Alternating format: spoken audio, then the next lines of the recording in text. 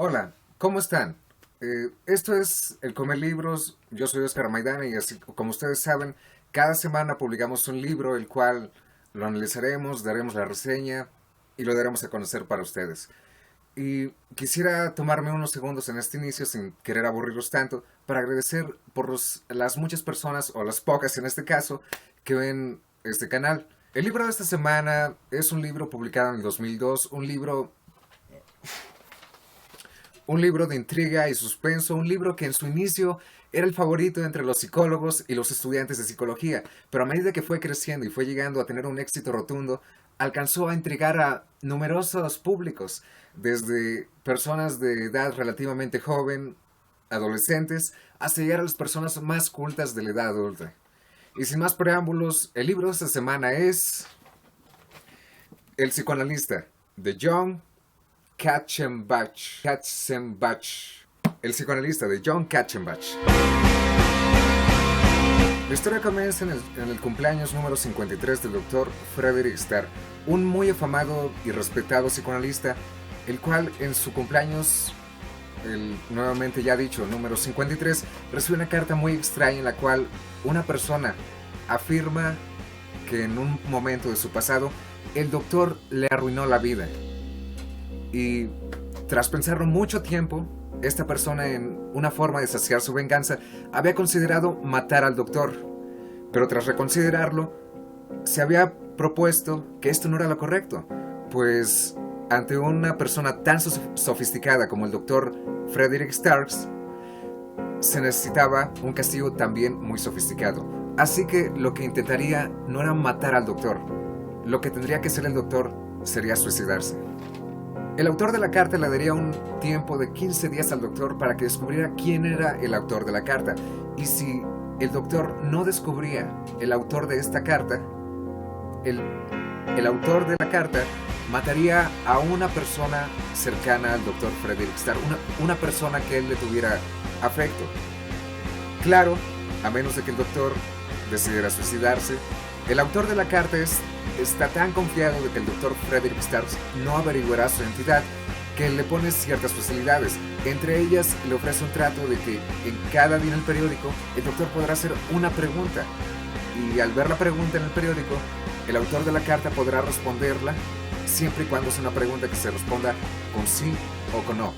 Y sin importar qué tipo de pregunta sea, el autor de la carta responderá con la verdad. Esto, claro, al principio toma con un cierto escepticismo al Dr. Frederick Starr, ya que tras ser su cumpleaños número 53, trata de pensar que es una clase de broma de algún amigo, de algún paciente, en una forma de jugarle una mala pasada. Pero más tarde ese día descubre que hay un terrible incidente que le pasa a un familiar cercano al doctor. Y el incidente viene con un mensaje que es claramente dirigido al Dr. Stark, mensaje dirigido del autor de dicha carta, el cual indica que no solo que el autor de la carta habla en serio, sino que también no tiene ningún miedo en cumplir su palabra.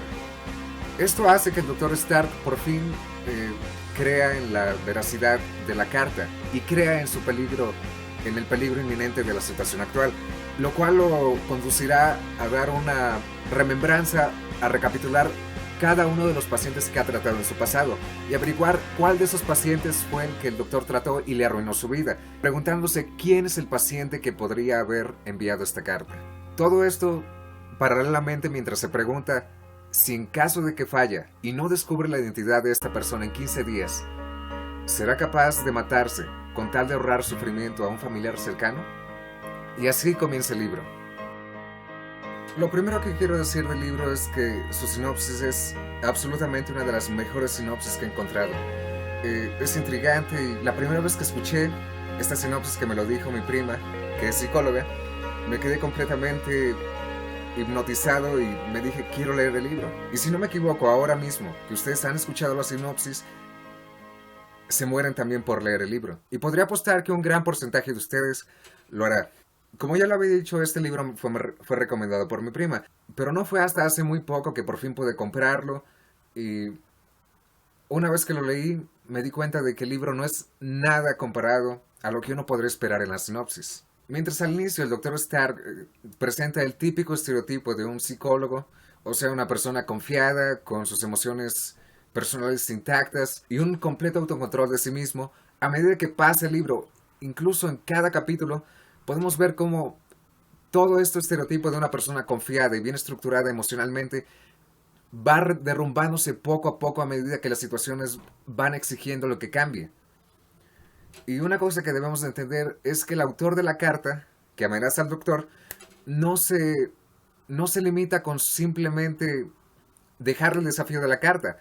No, lo que el autor de la carta hace es un plan muy elaborado en el cual destruirá todos los cimientos que sostenían la cómoda vida del Dr. Stark, entre ellos los cimientos financieros, sociales y profesionales. Y claro, quiero aclarar que esto no son cosas efímeras de que no pueden importar al doctor. Estas son cosas que al doctor realmente le importan y le duelen cuando se le arrebatan. Son cosas que ha trabajado años y años de su vida. Esto afectará al doctor Stark de una forma paralela mientras aún tiene que concentrarse para averiguar quién es el autor de dicha carta, atestiguando con cada capítulo cómo el doctor pierde poco a poco su autocontrol, rozando la desesperación lentamente. El libro, a dividirse en tres partes, evoluciona constantemente, ya que solo la primera parte podrá tener una historia predecible a lo que la sinopsis nos podría ofrecer. Sin embargo, las otras dos partes, la evolución del libro, hace que las dos siguientes partes sean completamente diferentes a lo que uno puede esperar después de haber leído la primera parte.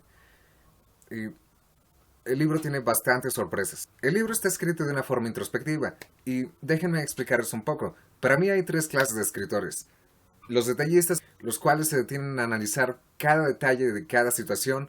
Un buen ejemplo es Stephen King. Los accionistas que sacrifican un poco explicar los detalles para invertirlo en la historia porque su máxima inversión es la historia, tales como Ken Follett. Y los introspectivos, los cuales presentan un suceso que cambia la vida del personaje y a continuación analizan cómo se siente el personaje, cuáles son las opciones o qué planea hacer el personaje a medida que analiza esta situación. Y como ustedes saben, John Katzenbach es el introspectivo por naturaleza, ya que todos sus libros, si los han leído, son introspectivos.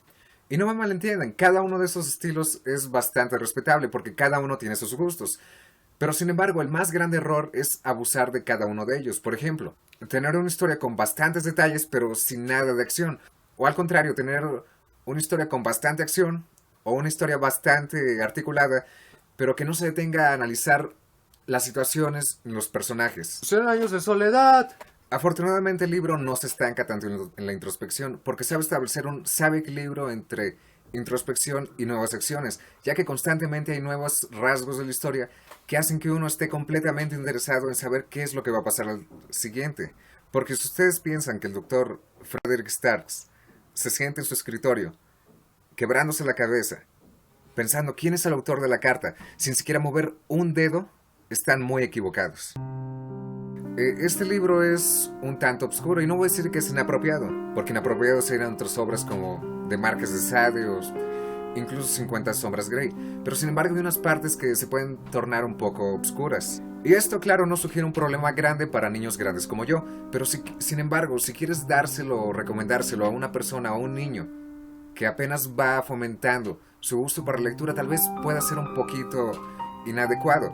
Una razón más por la cual tal vez no sea tan prudente recomendar este libro a una persona menor o una persona que no está tan acostumbrada a leer es que el libro tiene 500 páginas, las cuales están escritas con letra muy chica.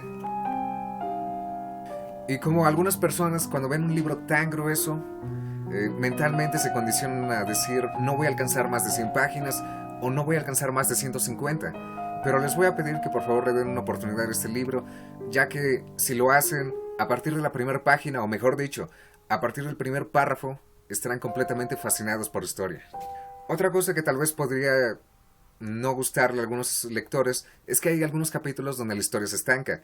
Y aunque esto no me afectó porque afortunadamente son capítulos muy cortos, por estancarse no quiero decir que el libro se torne aburrido o deje de dar un aporte. Lo que quiero decir es que se toman un respiro de la continuación de la historia para introducir datos acerca de psicología o cosas alrededor de la trama del libro que nos podrían ser útiles en capítulos siguientes si le damos una oportunidad. A pesar de ser un libro bastante extenso, con cada capítulo hay un vuelco de 160 grados, lo que asegura que el lector esté completamente pegado a la trama de la historia, ya que ésta mantiene su consistencia rehusándose a perder calidad. Esos factores hacen que El psicoanalista sea la gran obra maestra de John Katzenbach, porque admitámoslo, la única razón por la que los libros de John Katzenbach siguen siendo vendidos en las librerías es porque Katzenbach se ha montado de la fama del psicoanalista. Y no me malinterpreten, aunque los demás libros de Katzenbach son muy buenos y tienen muy buenas historias, ni remotamente se acercan a la calidad de este libro, su gran primer éxito, y tal vez el único de sus libros que podría ser trascendental.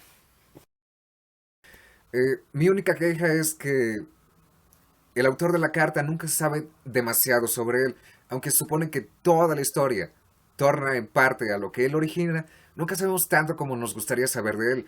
Y cuando al fin descubrimos sus motivaciones o la razón por la cual hizo todo este plan que tramó año tras año, y nos preguntamos cuál es la gran cosa, la terrible cosa que hizo Frederick Starr para hacer que se mereciera esa terrible venganza, nos resulta bastante simple. Y nos quedamos pensando como, ¿eso fue todo?